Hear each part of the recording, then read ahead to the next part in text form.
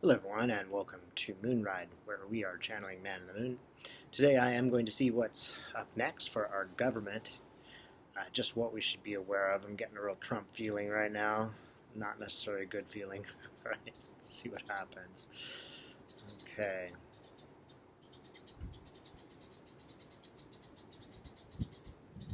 So Donald Trump is actually using his fingers like flame torches.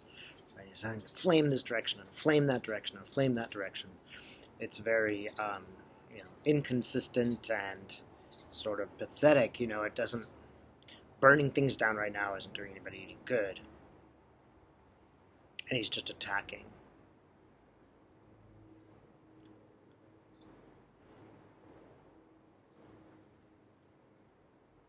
And it's almost like whack-a-mole, like try to burn everything before it confronts you, but it's not possible. It's like the virus, it's just gotten out of control.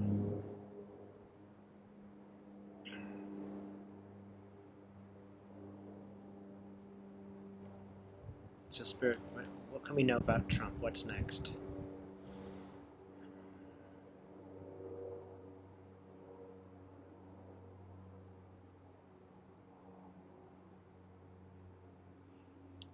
I see him grinding up tablets of medicine, and he's being like really sneaky, and he's taking it himself.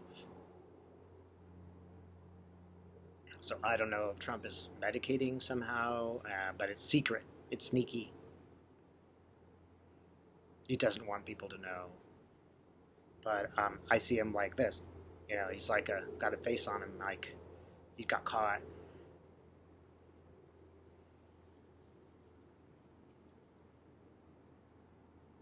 There's a picture of Trump with a drawer open, and it's full of these sinus medications that you actually cannot buy in the U.S. They're European. So I know that he takes this, meds all the time. They're basically legal uppers. And that's what I'm seeing again.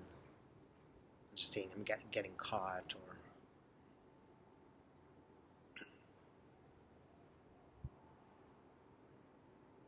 Okay, I see Fauci walking the door. There's a couple of guards behind Fauci. It isn't looking good. They look really dark. And Fauci's sitting there and he's trying to explain to Donald Trump, trying to explain things to him. And Trump's getting angrier and angrier and saying, why don't you just agree with me and do what I tell you? And Fauci is actually saying no. He's kind of smiling and saying, you know what, I'm not going to do that. I've taken a stand. In his own kind of quiet way, he is saying, no, I won't do it. I will not lie for you. And if that costs me my job, so be it.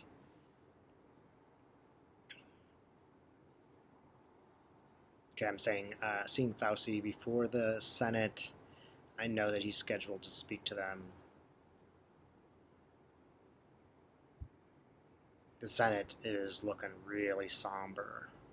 So I specifically see Republicans, and they're looking like they're like in shadow. They're just like, oh my gosh, like they're already finished. And the shadow is kind of moving across the room, like more and more people are in the shadow. More and more people seem convinced that Trump's response is not going to be helpful, that this is a political disaster as well as a social disaster for them. A couple of them are ashamed. Specifically, the Alaskan senators. That looks like a senator. She looks very ashamed. But a lot of them, many of them, realize the meaning of this, that this is a disaster which is going to take away their power.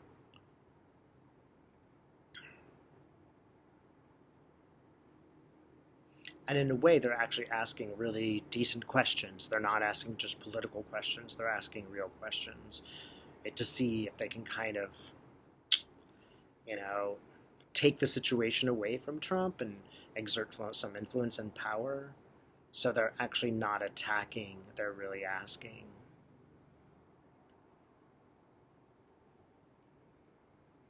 And I get Dr. Fauci is telling him, as forcefully as he can, while still maintaining politeness. just the facts. It's like these are the truths that are happening, and the Republicans can't figure out a way to spin it. They can't make this into a media circus.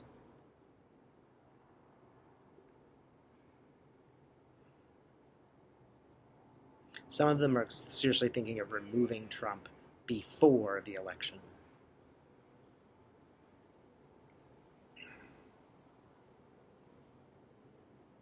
That doesn't mean they'll do it, but they're thinking about how can we? I mean, they realize it's an impossible position. They can't necessarily just get up and remove him.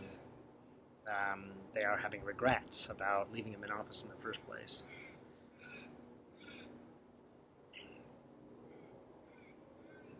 And we're still stuck here with the senators. How interesting.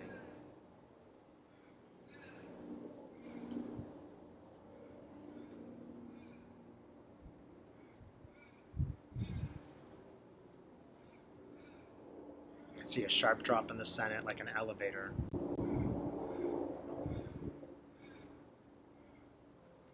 Oh, it looks like one or two of them may get sick from the virus. It might even be just that people think they might have it, just that random cough just frightens everyone.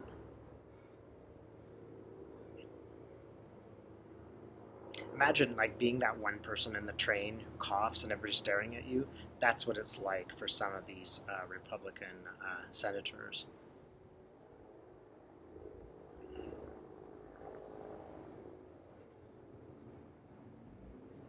And it's really interesting karma, right?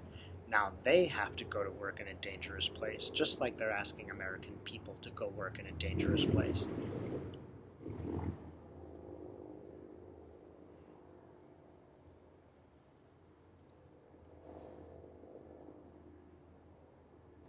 Now, it may be that Republicans and Democrats are asking together, no, we'll save the tests for others, but I see McConnell getting himself tested. And I wonder if he's secretly getting tested. That's what it looks like. He's getting tested, but he doesn't want others to know about it.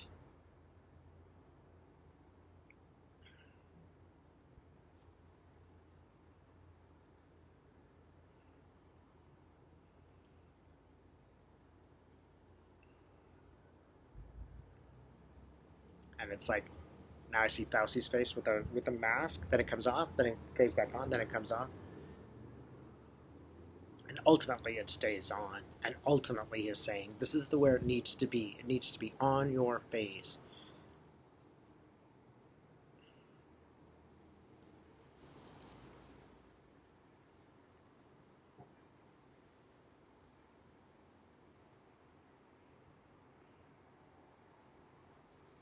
And Trump is making it worse and worse and worse. You just can't stop acting badly. It's like a soup. Imagine a soup of danger and distrust, and he just puts more stuff into this cauldron. Just as he stirs and stirs and stirs, he's just going to completely stir division. He's going to add things to an already complicated problem.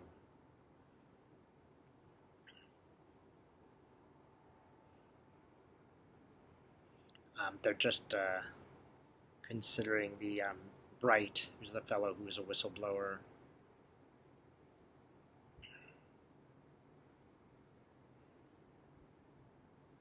It might be that some Republicans actually support Bright in his whistleblower complaint. They're starting to think that it might be wise to put some distance between themselves and Trump.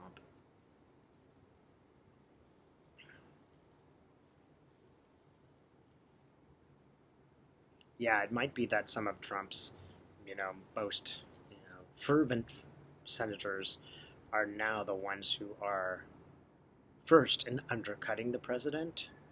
So I forget this guy, the senator's name. He's an important one, and he's actually in the White House now doing another job.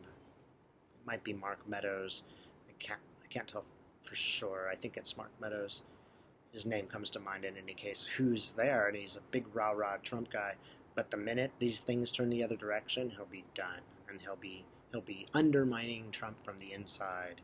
and supporting a sort of cabal of senators who are Republican and want to get rid of him.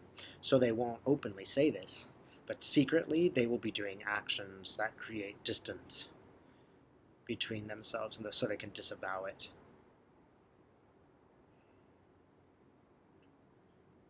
And I'm just going to ask him directly, okay, Mark Meadows, Trump loses, then what?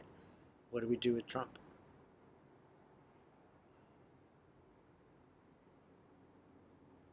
They're thinking once Trump loses, they'll just ignore him, and they'll just nobody will follow his orders. They'll just ignore whatever he says, and so he can't do any more damage. But they realize that might be impossible. So what are you guys gonna do?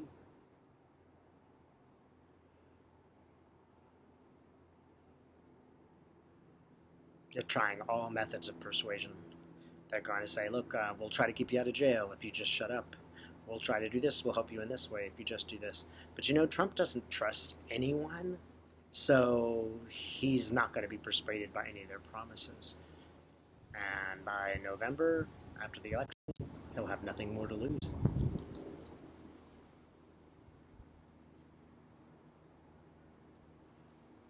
When that happens, be prepared for criminal acts that become more and more aggressive, more and more stark.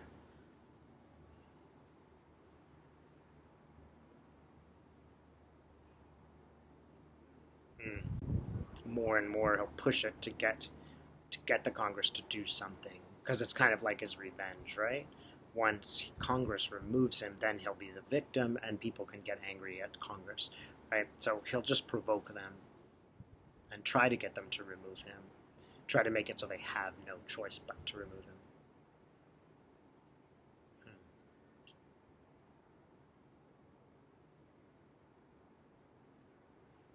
I'm seeing a very interesting image, which is dolphins, and the dolphins sort of spin around in a great circle. And they seem really happy. This is Florida. I don't know why I'm seeing dolphins that are happy spinning around in a sort of circle. What does that mean? And there's a positive here. Connections are being made. The energy of these, dolphins that were likely become extinct if we don't stop polluting the planet, if we don't stop doing good stuff.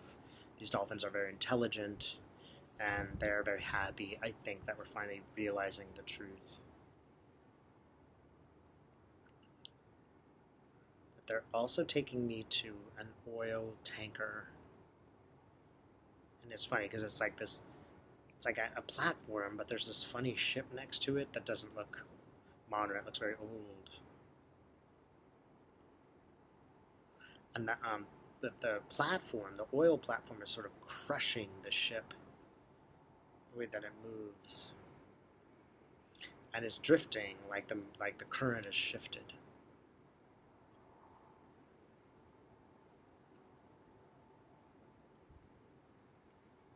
And from the east comes a very huge sort of cloud bank, which is engulfing me as I'm standing here looking at the platform. The dolphins are kind of out of the side, like, don't worry, we'll protect you. Okay, dolphins, I'm going to count on you guys. Yeah, it seems like a storm is coming.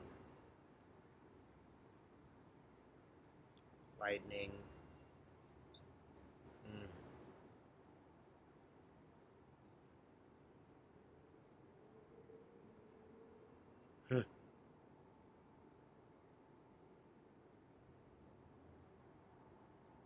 I see gray fog, lots of stormy things. It looks like, again, I just get the feeling of Florida. Now, this could be a political wave. It could be the illness itself. Yeah, I think that's maybe even a little closer. It's an illness. Something's up in Florida.